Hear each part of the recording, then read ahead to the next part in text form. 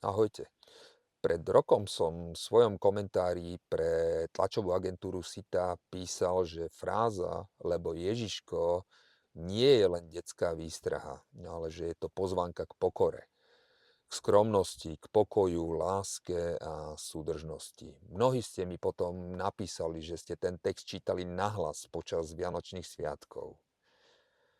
Veľmi pekne vám ďakujem, veľmi ma to dojalo. No a dnes o rok sa neskôr pýtam, že či sa nám podarilo aspoň trochu vrátiť k tým hodnotám, o ktorých som písal, alebo sme sa nechali ešte viac pohltiť tým hľukom sveta.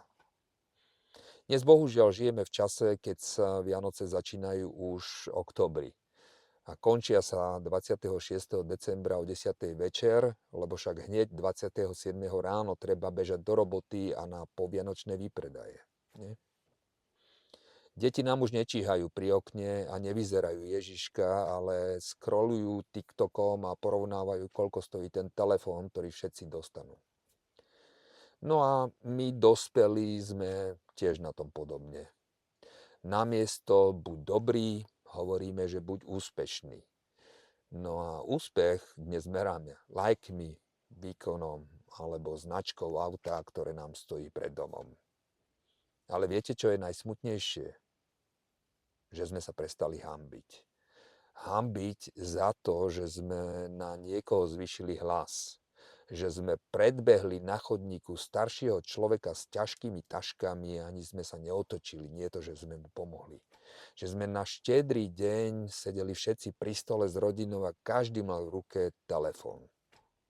Hanba bola kedysi strážcom pokory, no a dnes ju nahradil pocit, že veď ja si to môžem dovoliť.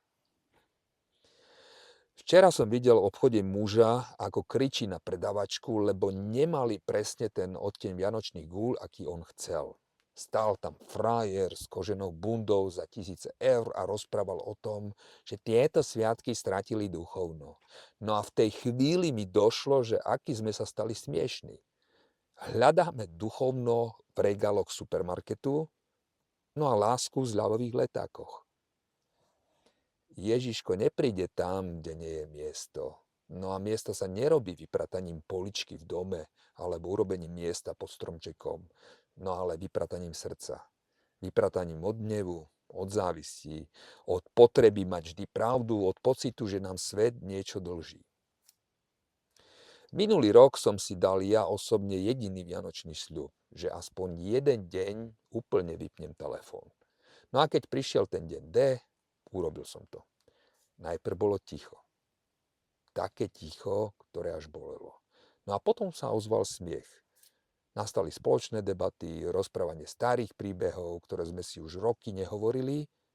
No a zrazu bol u nás v dome taký pokoj, aký som ja už dávno nepocítil. Možno sa to zdá malicherné, ale práve v týchto maličkostiach Ježiško k nám stále prichádza. Nie v tých balíčkoch od kuriéra. Ale prichádza aj vtedy, keď starenka v kostole položí potichu ruku na rameno cudzieho dieťaťa. Prichádza vtedy, keď sused bez slova odhrnie sneh aj pred vašim chodom. Alebo prichádza vtedy, keď sa ospravedlníme niekomu, komu sme ublížili. Lebo Ježiško nie je o tom, že musíme byť dokonalí. Ježiško je o tom, že sa môžeme aspoň pokúsiť byť lepší a že ešte nie je neskoro. Nech sú tieto Vianoce časom, keď si znova pripomenieme, že najväčší darčík nie je ten pod stromčekom, ale darček je v tom, že pri tom stromčeku niekto sedí alebo stojí a že je rád, že sme tam aj my. Lebo Ježiško stále chodí. Len my niekedy zabudáme otvoriť tie naše dvere. Želám vám všetkým krásne a požehnané tohtoročné Vianoce.